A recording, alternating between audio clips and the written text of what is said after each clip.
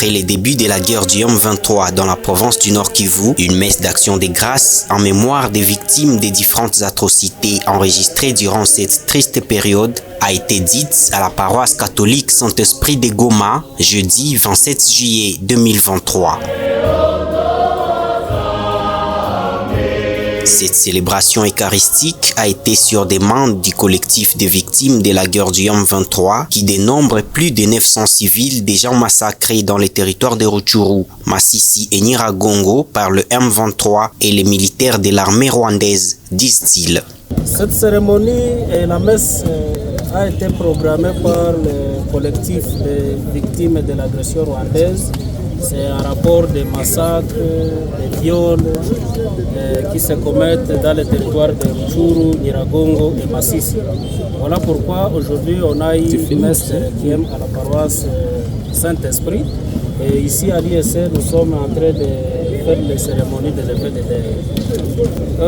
Du 13 juin 2022 au 25 juillet 2023, nous avons eu à répertorier 976 victimes de massacres et de tueries.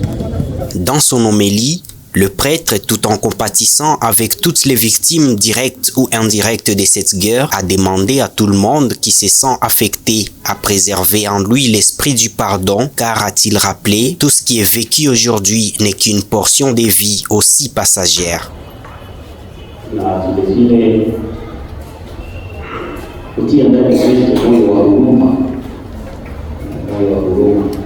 kuwa wakati kila mara tutakumbuka inaweza kutuletea tena shida nyingine mbalimbali, na tunasahau kama tuko wa Kristo.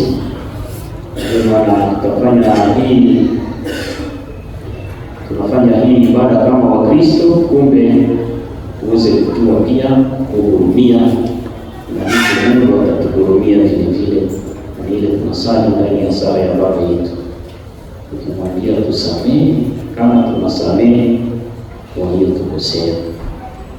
Tumashi na tena pole, tuendelee kuwa na matumaini kwa Mungu aliye mfariji wetu sisi wote. Les étudiants déplacés de guerre qui vivent actuellement dans des camps et dans des familles d'accueil ont eu ces messages à lancer au gouvernement congolais.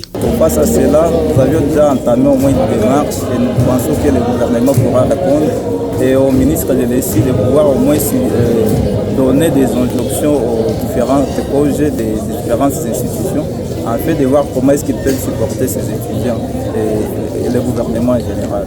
Au sortir de cette messe, une procession a été faite à travers le centre-ville de Goma jusqu'à l'esplanade de l'Institut supérieur des commerces où des bougies ont été allumées pour accompagner dans l'au-delà les âmes des personnes qui ont péri dans la guerre du M23. Sur place, Ernest Sengoma, notable du territoire de Rutshuru, a demandé à toutes les personnes du Nord Kivu de rester soudées contre ce qu'il qualifie d'agression rwandaise.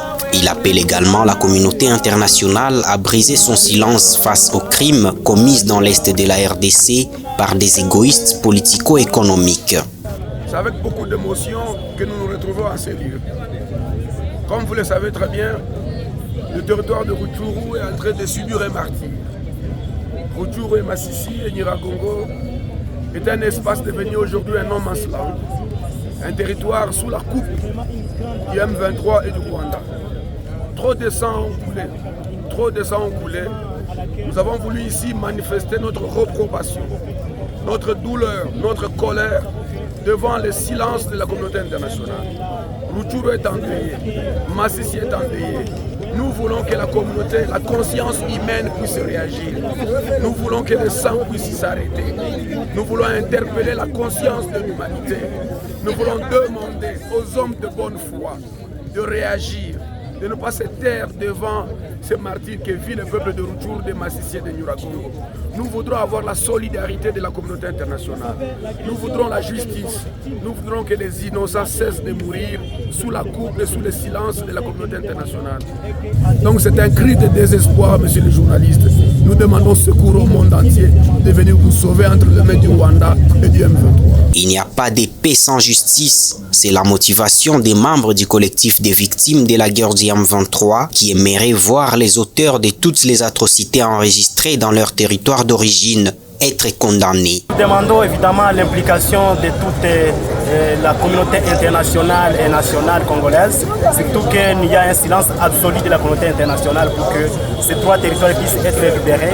Bien sûr, les populations continuent à être massacrées.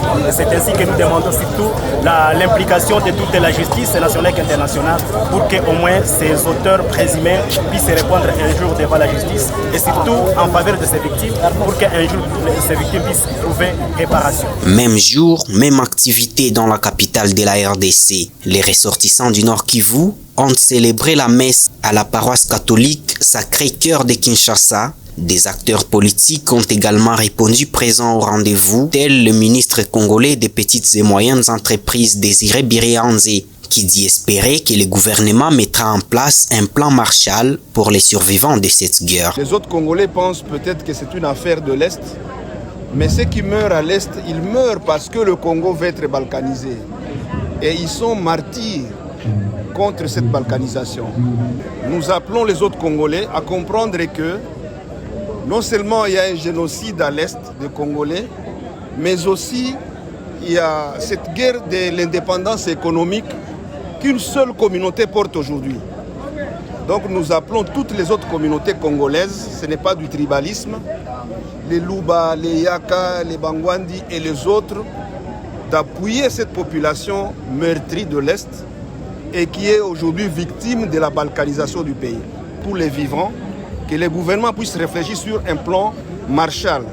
Nous avons perdu les champs, nous avons perdu les maisons, nous avons perdu des biens, on n'a presque rien aujourd'hui. Et donc nous en appelons à la solidarité nationale. Les gouvernements congolais et les Nations Unies ont démontré le soutien du Rwanda aux rebelles du M23 actifs dans la province du Nord Kivu, des affirmations toujours rejetées par le pouvoir de Kigali.